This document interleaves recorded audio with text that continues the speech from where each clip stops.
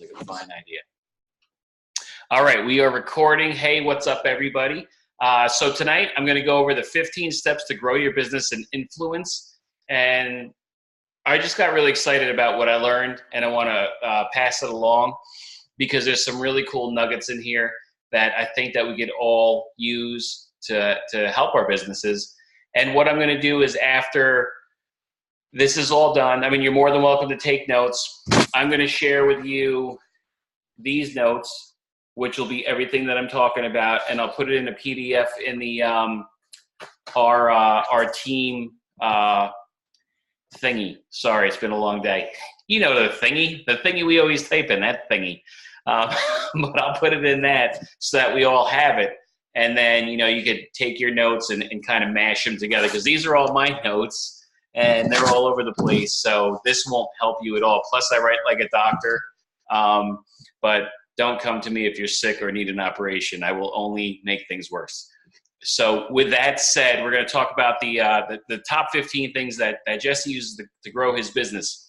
And number one is have a hot 25 to 50, right? Make a list of 25 to 50 people that can help advance your goal. And every quarter, we do it more often, but every quarter, make sure that you reach out email to them. So what he's talking about is just like what we do with Optavia, right? We start out, we make a list of the, 10 to 20 to 25 to 30 to 50 people that are on our hearts that we want to serve and we want to help. And we reach out to them and we let them know what we're up to, right? Hey, you know what? I don't know if you guys know this or not, but I had this amazing weight loss story and I've kept the weight off and I'm helping people pay it forward. And this has just been amazing. And we reach out to all those people. But what a lot of us don't do is we don't then follow up. So the whole point of the follow-up is, hey, maybe they're not ready right now, but by following up, we're always staying in their thoughts, right? And you reach out every, couple weeks. Hey, what's up, Liz? You're on my mind, I hope things are going well. What he calls this is human capital, right? He always talks about how, when you're starting a business, you don't necessarily get rich quickly. Warren Buffett says you get rich really slowly, right? And it takes a lot of time. And you plant the seeds, and those seeds don't sprout immediately, right? And I love how that all kind of correlates to what we do. We're planting seeds with people, right? We have a great stories, great transformation. Tom just posted his before and after picture about 30 minutes ago. He's got 3 people asking already what's going on. He's going to talk to those 3 people with Donna, and maybe one of them signs up right away. And the other 2 are like, like we all kind of were, right? I didn't sign up right away. It took me forever to be smacked upside the head to realize that getting healthy was a good thing and it could help people. So, he talks about planting the seeds and, have patience. I think a lot of us don't have the patience, and how you do anything is how you do everything, right? Keep dripping on those people, keep talking to those people. It's all the small things, I started this 8 years ago. A couple of weeks ago, I signed up a client who I talked to 8 years ago, right? That was just a slow seed. And it was a seed that didn't sprout right away, but it finally sprouted. Who knows? Maybe that seed's another, JC or Doug Wood. You never know, right? But that's why we keep in touch with this. Number 2, direct message people. Direct message people on Instagram, Facebook, LinkedIn, Twitter. Larger percentage of people open their DMs. There's way less clutter, and it's easier to keep track of people that way rather than emails and emails and emails. Social media is gigantic for a reason. Everybody uses it, right?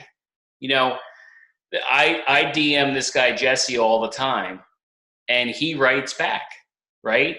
And it was funny. He one of his courses, he taught how he gets thousands and thousands of emails a day, and he finally hired someone to read his emails. And if the first couple sentences don't catch their eye, that email's gone, right?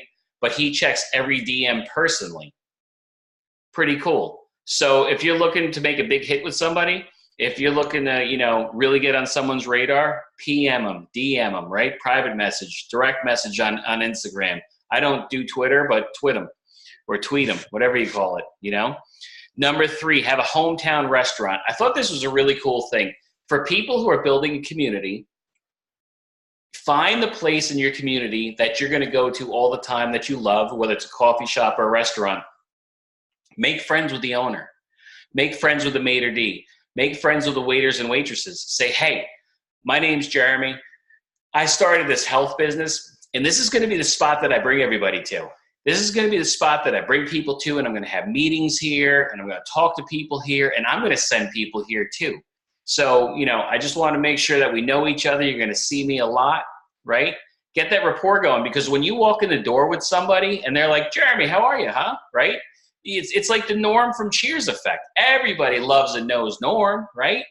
I think everyone here is old enough to know what Cheers is.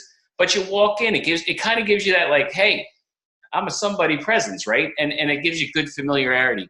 So, always make sure that you have a place. And when you walk in, you're going to be walking in like a hero, because everyone's going to be saying, hey, what's up?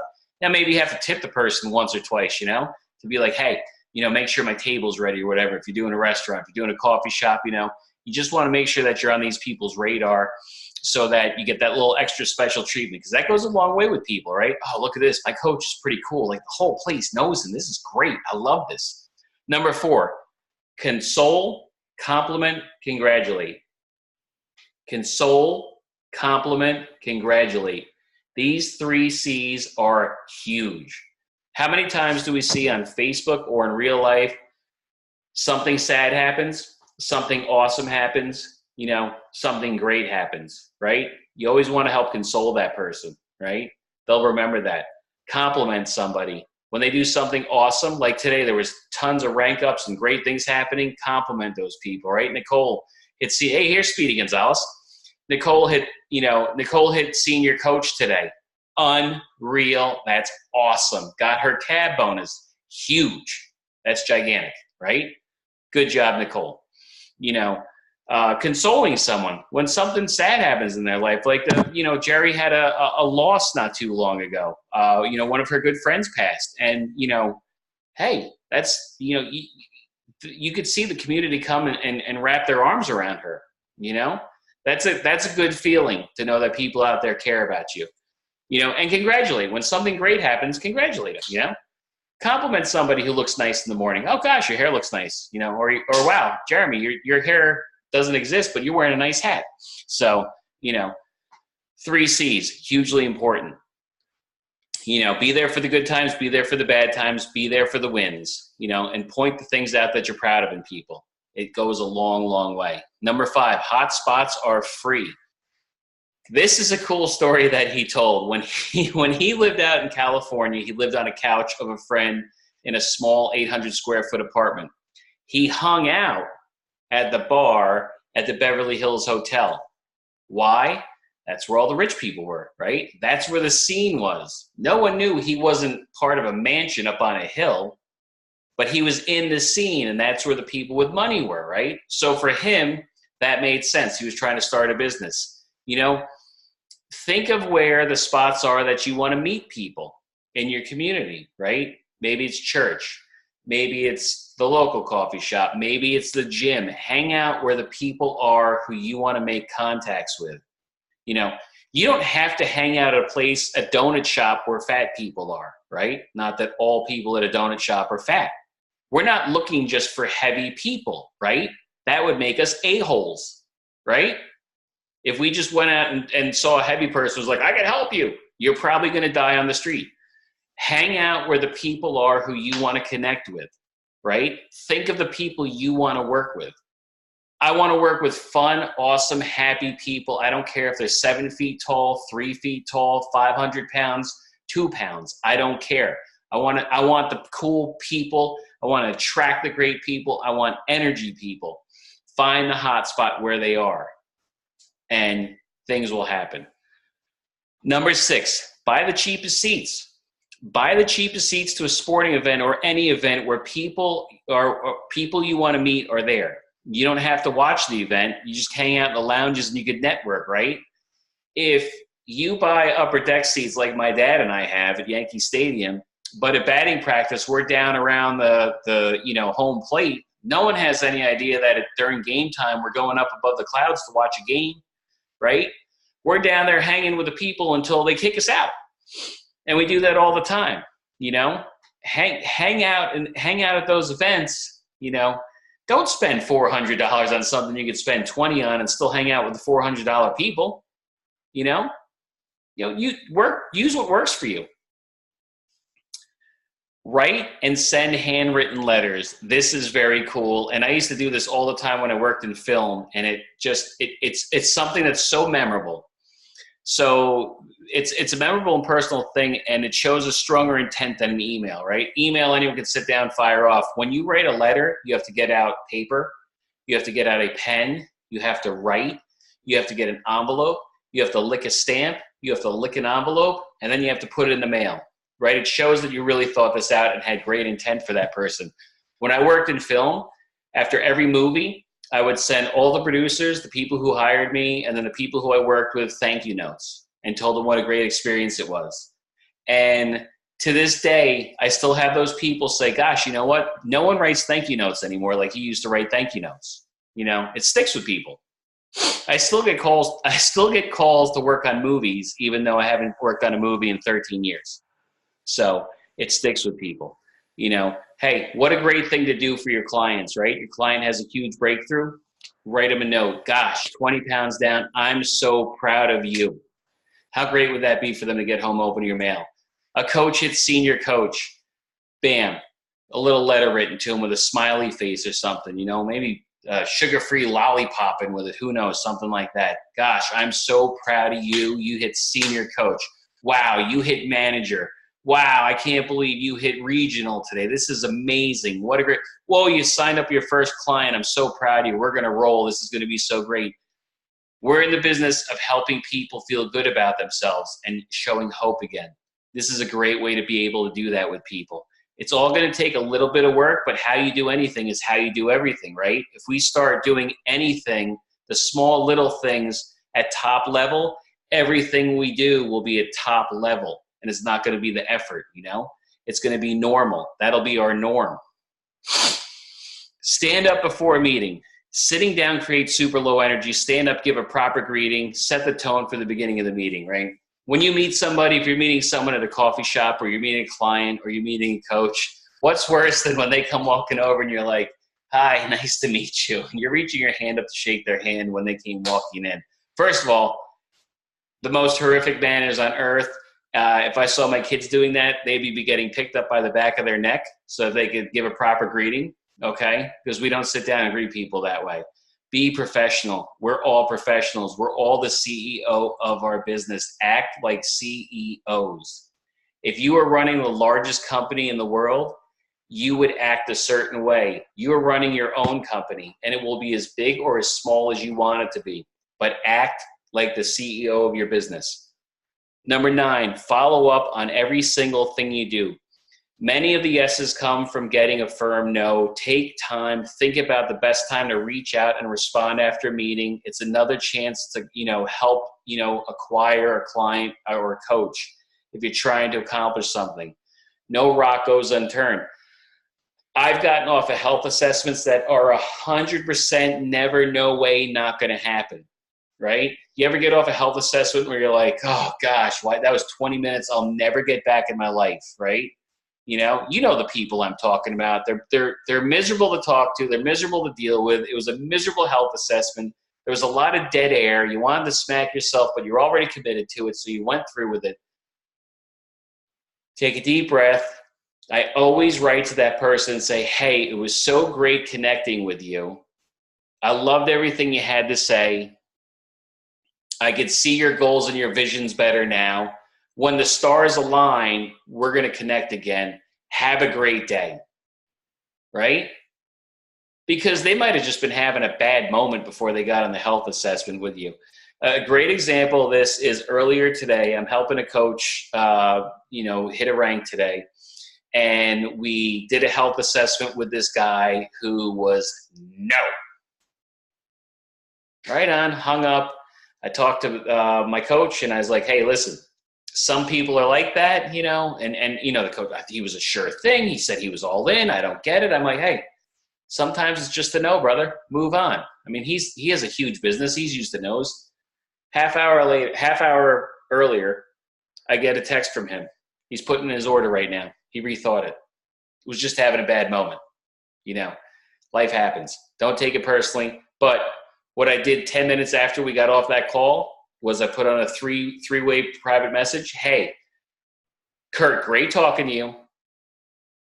You know, I get where you're coming from right now. I see where you're at in life. Let's connect when it's better for you. You know, maybe that had something to do with it. I don't know. Number 10, do the unexpected. People expect you to do what you say you will. Do more. Be creative. Surprise people. Do the unexpected. You know, Jesse's example was this. He started a private jet company, and when someone would charter his jets, he would find out where they were going, if they had kids, what their interests were. And then not only would these people charter a jet, but Jesse would say, hey, I know your kid loves fishing. So when you get to your resort, there's going to be fishing gear for the kid, and I have a guide who's going to take the kid out fishing, right? I know you guys love these restaurants. Here are the top 5 restaurants of that choice where you're going, right? With us, same thing, you know? Surprise your clients with something. Surprise your coaches with something. It's nice to get something every now and again, right? You know? Isn't it nice? You know, when you don't expect something, it's really nice when something shows up. Someone cares about you. They're going that extra mile just because they care, because they're good humans. That's something really cool that you could do. Donnie, you still talking to the cop? Sheriff Johnny's in town? Number 11, be a connector. It costs nothing to make an introduction, but don't ask for anything in return. Person to person, person to product, connect people, connect people, connect people. One of my favorite things on earth has always been to be a connector with people. I love helping people. I've always been an outstanding connector my entire life, right? Hey, do you know a tire guy? Oh my gosh, you got to call my buddy so-and-so. Hey, do you know someone who could get tickets to whatever? Yes, you need to call my buddy so-and-so. You know, hey, do you know anyone who tailors pants? Holy cow, my friend, you know, Judy's the best tailor on earth. You got to call her. I love connecting people, right? If I hear somebody who's saying something that they really want, I say, oh my gosh, I know somebody who does that. I'm going to connect you with so-and-so. I never say, I'm going to connect you with so-and-so, and I know that you belong to a nice golf club, so I'd love it if you take me golfing sometime, right? How uncomfortable and horrible would that be? That would be awful, right? But when you are a connector and you're connecting people and helping people and bridging that gap, and they're going to remember, oh my gosh, because when someone's talking about wanting to get healthy, they're going to say, oh my gosh, you know what? My friend Jeremy does this. You should call my friend Jeremy, right? When you're paying it forward and you're not expecting anything in return, that's when the return happens, right? You're just doing it out of the goodness of your heart. Being a connector is huge. Helping people is awesome. And we don't just have to help people get healthy. We can help people in a billion areas of life. Look at Donna Johnson's business, right? You know, I'm going to use you as an example, and it might embarrass you a little bit here, Donna. But Donna had no business. And then her friend, who was a huge connector, connected the heck out of Donna. And Donna has a very lovely business because of a connector. And her friend had no strings attached. Call my friend Donna. Look at what my friend Donna did for me. And she spun around and showed off, you know, her new look. Look what my friend Donna did for me. Call Donna, call Donna, call Donna. And Donna doesn't have enough fingers or toes to show you how many referrals that this lady has connected Donna with. And she still does it to this day. That's amazing. And you know what? Her friend feels awesome helping her friend be a connector. So be a connector. Number 12, show up. Lots of deals and introductions happen at times and places you didn't want to go to. We all know that feeling, right? You know, there's times where you go to a wedding and you don't want to be there. Or there's times where you have to go to a function with a spouse and you don't want to be there. And you kick and you drag your feet and, or your kid has a such and such. And you're like, I might as well just gouge my eyeballs out. I don't want to do this. This is going to stink and it's going to be boring. You know what? When you walk in a door looking like a stick in the mud, you're going to get treated like a stick in the mud. And it's going to be a huge turnoff to people. I can't tell you the number of times where I did not want to do something, had zero desire about doing something, was a big giant butthole about doing something, go with my wife, and then on the car ride home, oh my God, that was so awesome. I had so much fun. Holy cow, those people were great, and blah, blah, blah, blah, blah, blah, blah, blah, blah, blah, blah. Show up, show up, show up. You don't know who you're going to meet, where you're going. You could meet the person that changes the face of your business, right? But if you show up like a stick in the mud, you're not going to meet that person, because that person is going to be like, I don't want to talk to that person. I'm high level. They're a stick in the mud poo-poo. I don't want to talk to them. Number 13, stay late. Cool people come late and stay late. Be the last to leave. The room is less crowded then, and often that's where you're going to make your connections, right? You know, a lot of times people are going to show up to an event. They're going to leave early because they got other things to do. And, you know, that's that. I'm waving. People are going to show up, and then they're going to be out there. You know, the serious people are going to hang around. Connect with them. It's a great time to connect. It's when the people are there. Number 14, write a proper email. He talks about these emails that he gets where people make no sense at all. I will put in our thread his guide to writing a proper email. He said a lot of times when he writes an email, if it's a very, very important email, he'll sit on it, revisit it the next day, reread it about 6 more times to make sure that it makes sense. Make sure that it's short enough. You know, people don't have attention spans, right? You know, they get 2-3 sentences in. If it doesn't grab their eye, that email's gone. Make sure it's impactful. Make sure it's short. It's just like when we're talking to a client or talking about the program to somebody. If we get into the molecular structure of the s'mores bar, those people are going to grab a gun from your waistband and kill themselves, right? No one cares. No one wants to hear the 50-minute version of your 30-second elevator pitch. The 30-second elevator pitch exists for a reason. So you could get the point, get a number, talk to them at a later time. If you're in the elevator and they hit 7 and you hit 1, 2, 3, 4, 5, 6 because you know you need to stop on every floor to get them the story, they're going to punch you, okay? Short, sweet, to the point, make it count. And number 15, be known for something. It could be something that you wear. It could be a charity that you support. It could be your friendliness, stand out. You know, I mean, make sure that you're known for something. Make sure that your coaches and your clients, when they refer you because Linda does this and it's awesome and we love it, right? Be known for something, you know? I usually get you got to talk to my coach. He's crazy and he's fun, right? Be known for something. We're health coaches. You know, people are coming to us at their most vulnerable, miserable state, right? They don't want to be spoken to as if they've done something wrong in their life. They don't want the doctor talking to them about how their left ventricle aortic, you know, aneurysm, foot sprain is going to kill them in 2 seconds if they have another Twinkie. They want this to be a fun thing. They want this to be memorable. They don't want this to be clinical, right? Make it fun, make it lively, be known for something. Make sure that they remember you for something. Remember, everything that we do is human capital, right? Return on investment doesn't mean money, right? Return on investment could be goodwill to others. Return on investment could be sharing hope. Return on investment could be being known as this super awesome person that you have to talk to. That's a return on investment. Don't always think that it means money.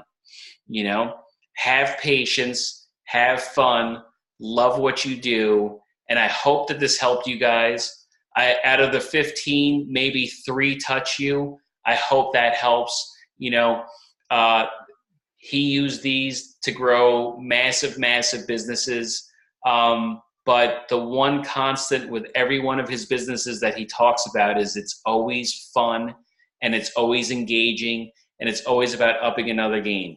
You know, remember tomorrow. Don't have regrets tomorrow for something you did today, right? Remember tomorrow. How you do anything is how you do everything. I think I'm gonna make hats for convention with that on the side quarter panel for everybody. How you do anything is how you do everything. Remember tomorrow. You know, key phrases that are burned into my brain now. When you ask my kids, if you see my kids at convention, go up to them and say, how you do, and they'll finish it because they say it every morning before school. Because mindset is so powerful for everybody. Okay? I don't care what happened back there. That's the past, right? I care about what's going here. That's the future. Change the mindset for the future. Make that mindset unstoppable. Nothing stops you guys. Keep that mindset going forward, right? I don't care what happened back here. That's done. That's you know what? People ask me what I did in my past for my past life, and I said I did a lot of things and they were fun, but I care about what I'm doing now, and this is what I'm doing now, right? Awards and all that crap that I won, they're back on a shelf way behind me, and I don't care about them. I care about what's going to happen, right? The goodwill demand. So human capital. Folks, I hope this was fun. I hope it was exciting. I hope it was good. I have one more that I'm piecing together from a couple of weeks, and I'm going to put it out there. I'm going to be part of a Monday morning mastermind with him every Monday morning, so I should have other good nuggets, and I will keep on sharing what is valuable. If I find value in it, I know that hopefully you guys will too. And then I'll tell you about this camp I'm going to do in November with him and 250 other people in the mountains of Georgia. That's going to be crazy. So, but we'll talk about that down the road. I'm going to hit